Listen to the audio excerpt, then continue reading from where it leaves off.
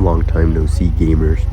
I got COVID, so I decided to make this video putting my R32 seat into my S13. Gonna get the S14 seat out of the way. And then in comes the 32 GTR.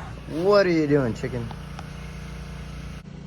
Okay, so what you do is you have to take off the original. This is the original GTR seat belt. It does not click in with the actual buckle itself or with the latch thing itself.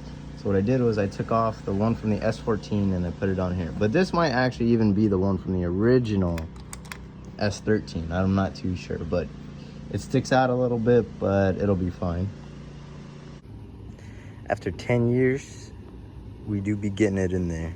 Okay, and so for the most part, everything aligns up except for this last one. What we're gonna have to do is, I've seen people like weld little sheets of metal to it and then just drill a hole through it, and then there you go.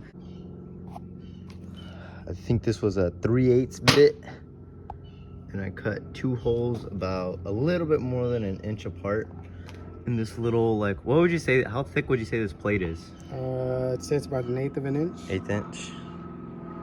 I did get all 4 bolts in there with the little plate, and then the 4th one's also in. And then the seat belt, this is from my S14 seat.